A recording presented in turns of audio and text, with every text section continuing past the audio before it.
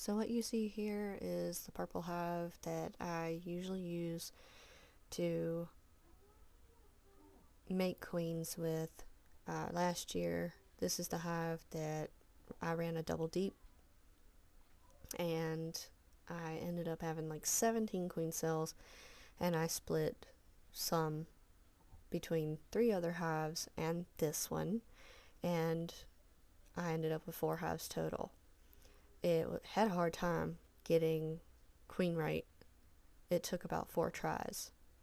So this year I left it in a single, and they are spicy bees right now. Once I get into the hive, you can actually see that I do have about, I think, 12 hive beetles that I ended up squishing.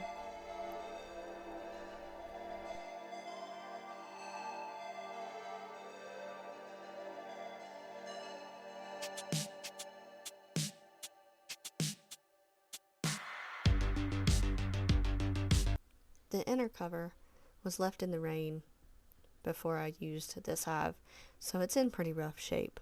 Once I pulled it up, I left a little bit of wood behind, so I probably will end up replacing the inner cover. So I've squished a couple more beetles. Now I'm just trying to get some propolis off of the top of the frames, because there's so much propolis in this hive that you can barely do anything with it.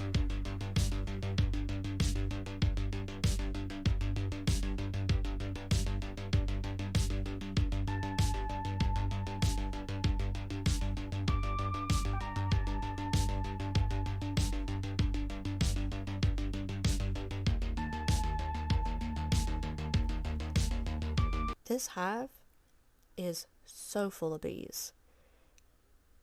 Every frame in this deep was pretty full, about like what you see on this frame here. I did not see but one frame of brood. I did not go through the whole hive, but I did go to the middle and I saw one, and the brood looked older. It was already capped and it was darker in color. So I'm not sure if there are any eggs being laid right now, or even if I have a queen, but there are no queen cups in the hive on any frame that I could see. It is, however, pretty honeybound, so what I will have to do is replace a couple frames with some empty drone comb.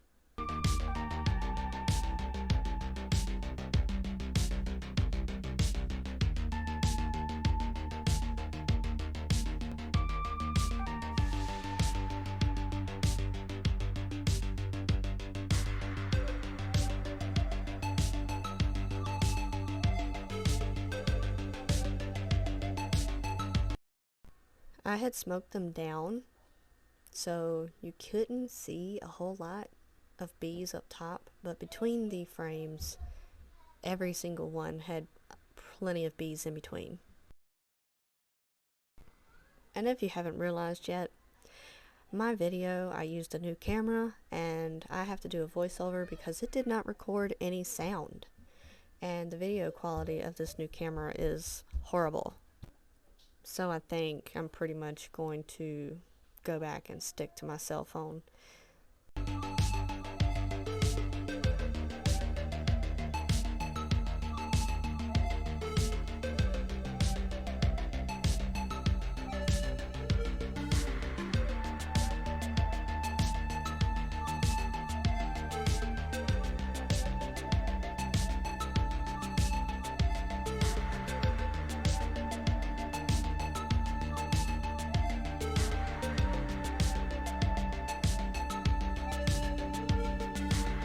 So this is the multicolor hive, and it has a good population of bees in the bottom deep.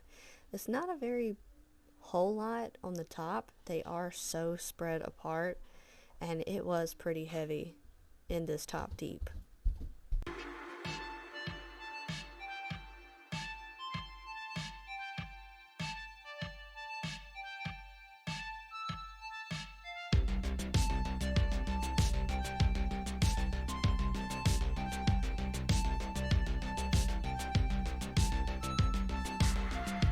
This hive is nowhere near as defensive as the other hive.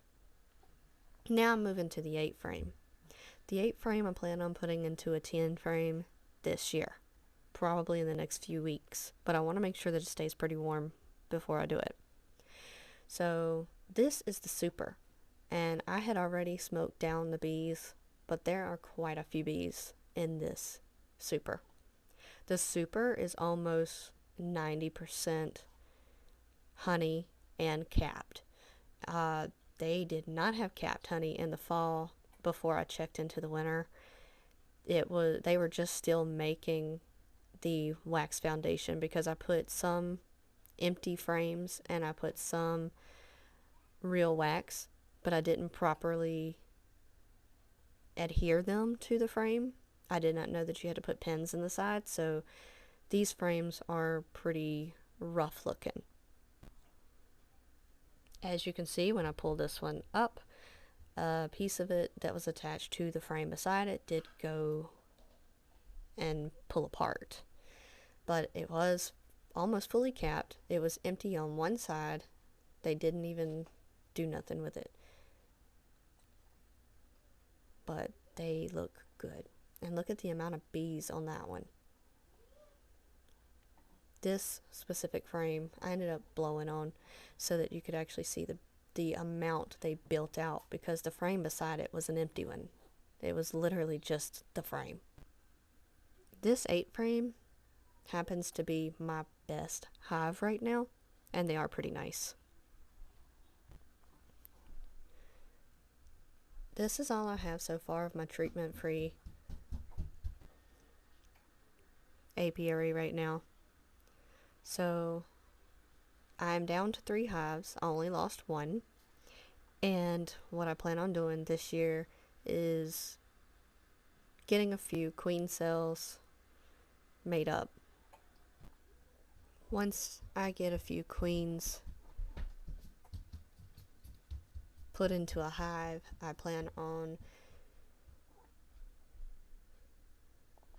adding to my apiary and just taking a few frames of bees and put it into a few, hopefully 2 frame nukes, because I don't have any 2 frames right now, so I only have about 5 frames, and that would take quite a few bees to actually fill up. But that is my thought process for the coming spring. I want to expand to 8 hives.